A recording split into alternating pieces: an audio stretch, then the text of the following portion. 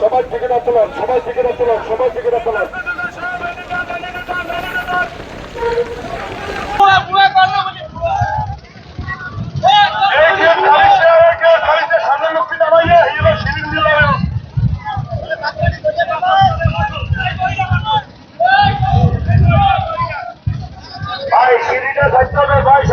ঈদ করার জন্য বাড়িতে আসছি। আমার বাড়ি বুরহানুদ্দিন, আমি অনারি ক্যাপ্টেন হুমায়ুন।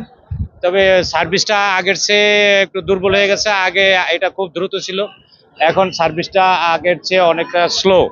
এইটা নিয়ে ভিতরে অনেক গ্যাঞ্জাম হয়েছে, মাস্টারের লোক ঝগড়া হয়েছে সাধারণ যাত্রীদের সাথে, কিন্তু এরা স্পিডে চালায় না, আস্তে আস্তে চালায়, যার কারণে আধা ঘন্টা লেট। জি, আমি ঢাকা থেকে আসছি। আমি যাব হচ্ছে বুরহানুদ্দিন। আমি এখনো পর্যন্ত কোনো সমস্যা পাইনি। ঢাকাতে একটু যানজট ছিল, এছাড়া বিশেষ কোনো সমস্যা পাইনি। এখনো পর্যন্ত সব ঠিকঠাক ছিল, মানে লঞ্চে অতিরিক্ত যাত্রীও নেয়নি এবং রাইট টাইমেই লঞ্চ ছেড়েছে। যেটা টাইম ছিল 8:30, সেটাতেই ছেড়েছে। আমি গ্রিন লাইনে আসছি, এই তো। আর ভাড়া ঠিকঠাক, মানে রেগুলার যেটা নেয় সেটাই। আমি ঢাকা থেকে আসছি, প্রচুর যাত্রী চাপ আছে এবং অনেক ঘোরাঘুরি, লোকজন অনেক বেশি এবং কেবিন পাওয়া যায় না, কেবিনেরও একটু ভোগান্তি আছে। ওয়ালাইকুম রহমতুল্লাহ।